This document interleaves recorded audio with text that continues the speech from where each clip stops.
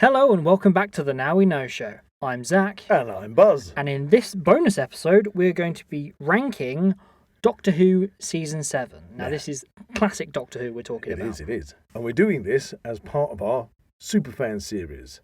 So we had our first Superfan special guest in, Toby Jules. Which was based on Doctor Who. Definitely was. And he told us his Doctor was Tom Baker, but also he began watching Doctor Who and getting into Doctor Who with Jon Pertwee. So we thought, let's look at these eras, and we're going to start off with Jon Pertwee. So this is Jon Pertwee's first season. This is the first time we have ever seen Doctor Who in colour, and we basically recently revisited this season. We've watched them from the beginning to end, and now we're going to rank them from worst to best. Let's do it. Okay, first up we have the regeneration episode, which is Doctor Who Spearhead from Space. You certainly do. And it was a good one. It was great to revisit. First appearance of the Autons. Yeah, I would have watched this as a kid myself. Quite a few action scenes I found. Yes, and it was interesting to see how not only the Doctor makes his first appearance in this one, but also how he gets his clothes. Yes, because obviously units back in this one, they were previously with the second Doctor in the Invasion, and obviously Web of Fear. But yeah, it was interesting to see the interactions between Lethbridge Stewart and Jon Pertwee. Lethbridge Stewart didn't recognise the Doctor as being the Doctor. Because he'd regenerated. And I assume he didn't know at the time that could be a thing. No. Exactly. And so, yeah, overall, it was... how many parts in this season? This was a four-parter. It's the only four-parter of this season. Yeah. Simple, but effective. Yes, and kept you on the edge of your seat all the way through, I thought. Okay, so that's at the top of the list. Righty-ho, but that's just sitting there on the shelf because we've got nothing to compare it against as yet. So, which leads us to... number 2. Doctor Who and the Silurians. Ah, the Silurians. I loved this back in the day. 7-parter, so that's quite a big jump. That is a long one. I think, especially for people who watch Doctor Who nowadays, or New Who as it likes to be referred, where they like to literally save the Earth or save the universe in one 45-minute episode. I think that's a little far-fetched. What, that they do that? Yeah. Or that they do it in 45 minutes. They do it in 45 minutes. Whereas it takes... I don't know if anybody who is so used to that could sit through 7 weeks, because that's what it was. You only watched it once a week, 7 weeks worth. What an intriguing plot. It was. And the great thing about it, for me, again, watching it for the first time when I was a kid, back in the 70s, was that you don't get to see the monsters straight away. It was about 4 episodes in until you properly see a Silurian. Exactly. It builds up, and you think, what are these things? I think a lot of people would probably criticise these earlier stories for their kind of practical effects not looking quite... Okay, so reflecting on it all these years later, firstly, the BBC had a budget that they gave to Doctor Who, which wasn't the biggest budget in the world, but also... Yes, as you said a little while ago, we're starting to see Doctor Who in colour, but the TV sets weren't great at the time, you know, and you only got to see it that one episode on one Saturday, and then it was gone, never to be seen again, or you think you're never going to see it again. Yeah, because what were the plans then to re-show it, to re-release it on DVDs and stuff? You literally didn't have time to criticise or to think about the costumes. And in fact, I would go as far as to say a lot of the things that you see by re-watching it on DVD with the clarity of TVs and the quality of the way that they've been put onto disc these days, you couldn't see those things back then. Yeah, the TV as it was masked a lot of this stuff. So I don't think people should be quite as critical as maybe they are. And when we watched this, didn't you find how relevant still this is today? Because it had that whole stint about towards the end of the story where there was an epidemic. Yes, that's right. And that was like frightening to see. Yeah, this can literally destroy the whole of humanity. Reflecting modern times, crazy. And then you had a carrier go out into the world. Patient Zero.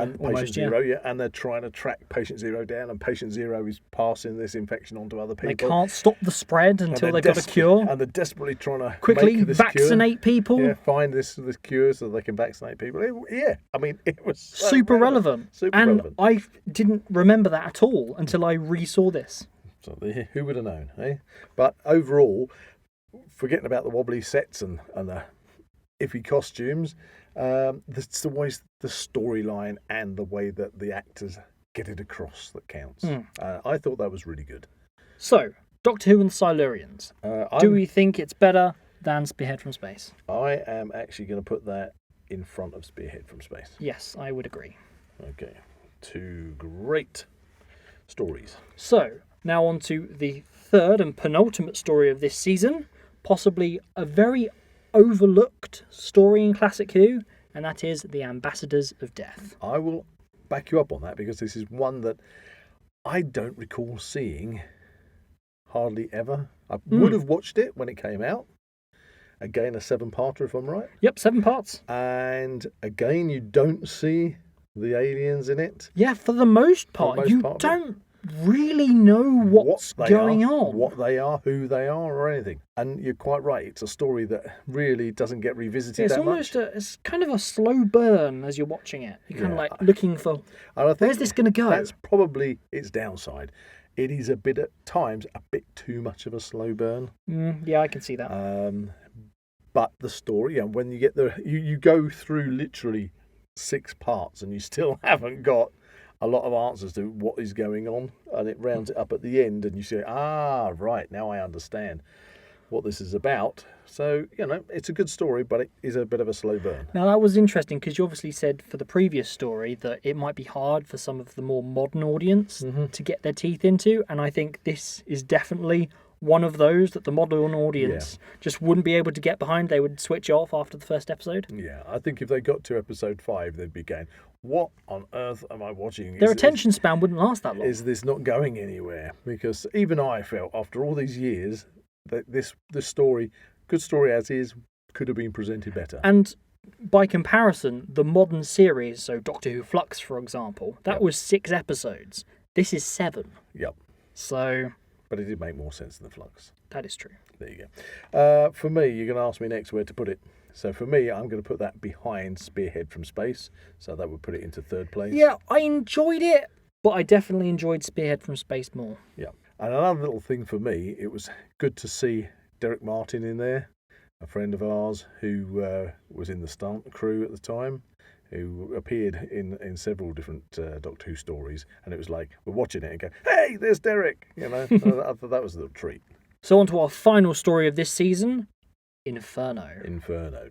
So we've already had a 4-part, a 7-part, and now we've got the final one, which is a 7-parter. So that's a lot of episodes. Very much so. Considering the amount of weeks this whole season would have spanned. Okay, so this one, Inferno. Again, because of BBC budget constraints, this is a season where the Doctor is stuck on Earth. Yeah, it doesn't really go anywhere. It doesn't go anywhere.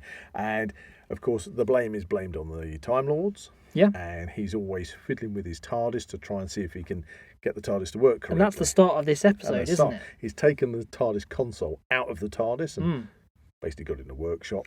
Working on it. What goes wrong? Well, it throws them into a parallel world. Parallel Earth, where the project, which I think is actually called Project Inferno, where they're drilling down to the Earth's core to try and create new form of energy. New energy that's going to, therefore, benefit mankind. But the Doctor is already wary about possible dangers of this. And then when they get thrown into the parallel Earth... This project is far more ahead. And it's basically coming to a conclusion, isn't it? Yes. And that is already thrown up lots of issues.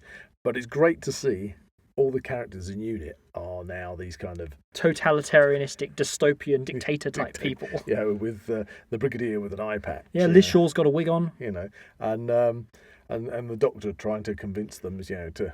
Yeah, they probably think the error of their ways. He's an enemy spy or something. Something like that. The story is great.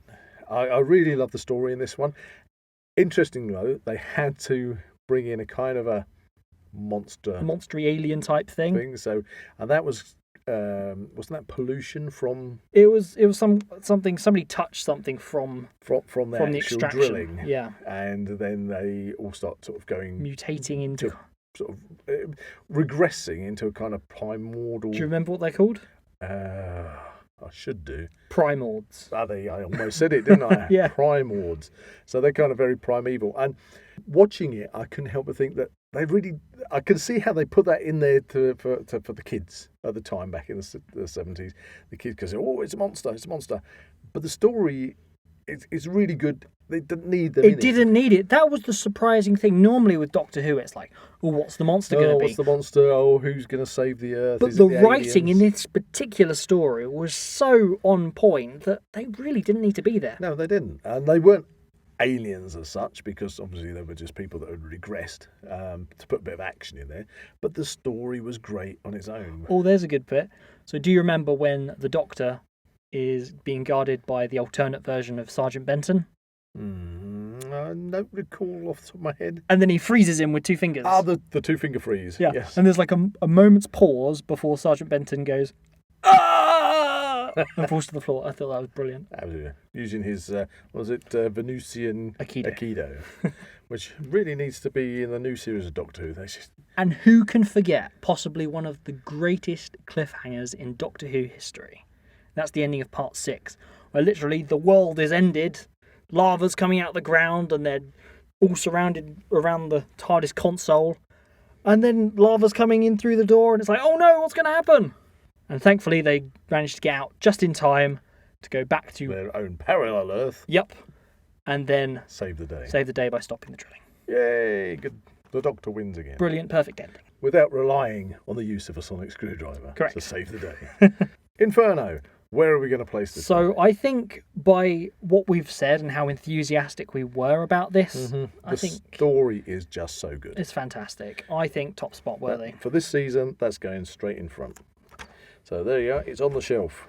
Let's go through them. We got 4 stories, 1 season. In 4th place, we have Doctor Who, The Ambassadors of Death. In 3rd place, we have Doctor Who, Spearhead from Space. In 2nd place, Doctor Who and the Silurians. And in 1st place, Doctor Who, Inferno. Yay, that was a first good season to introduce Jon Pertwee as the Doctor. Oh yeah, that was fantastic. I wouldn't change it for the world. And amazing to think that I would have watched these all week after week after week after week. This 4 stories take up so many weeks worth of enjoyment. So on to season 8. Do you fancy doing another episode? Yeah.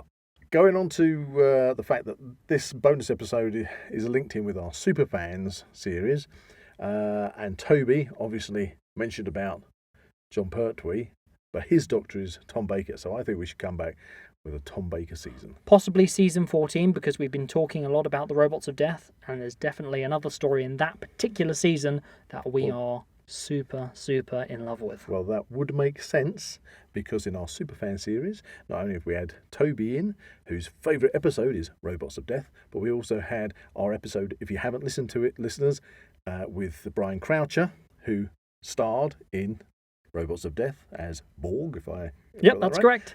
So yeah, I think that season would be perfect.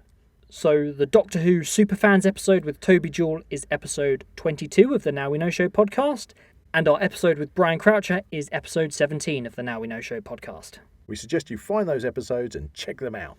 They are available on YouTube, Spotify, Amazon Music, and Apple Podcasts. If you enjoyed this podcast, please like and subscribe to this channel and comment below any suggestions of topics or activities you'd like to listen to in future episodes. And that's a big Doctor Who goodbye from Zak.